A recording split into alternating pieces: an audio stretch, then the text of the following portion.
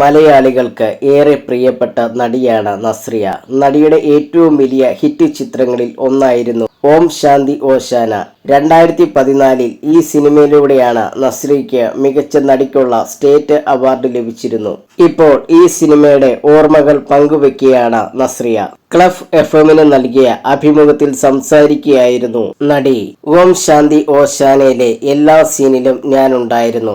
ആ സിനിമയെക്കുറിച്ച് ചോദിക്കുമ്പോൾ എനിക്ക് ഓർമ്മ വരിക എന്നും രാത്രി വരെയുള്ള ഷൂട്ടിംഗ് ആണ്. ഉറക്കമില്ലാത്ത രാത്രികൾ തന്നെയായിരുന്നു ആ സമയത്ത്. സത്യത്തിൽ എനിക്ക് സിനിമയിൽ ഒട്ടും ഇഷ്ടമില്ലാത്ത ഒന്നാണ് ഡബ്ബിങ്. ഓശാനയിൽ ആണെങ്കിൽ ഫുൾ നരേഷൻ ഞാനാണ് ചെയ്യുന്നത്. സിനിമയിലുള്ള ഡയലോഗുകൾ പോരാതെ സ്റ്റോറി ടെല്ലിംഗും കൂടി ഉണ്ടായിരുന്നു. പടം പുറത്തിറങ്ങിയപ്പോൾ അടിപൊളിയായി. ശേഷമുള്ളതൊക്കെ അടിപൊളി ഓർമ്മകൾ തന്നെയായിരുന്നു. പക്ഷേ ഇപ്പോഴും ഓശാനയുടെ ഓർമ്മകളെ കുറിച്ച് ചോദിക്കുമ്പോൾ പെട്ടെന്ന് മനസ്സിൽ വരിക നൈറ്റ് ഷൂട്ടും ഡബ്ബിങ്ങും കഷ്ടപ്പാടുകളൊക്കെയാണ്.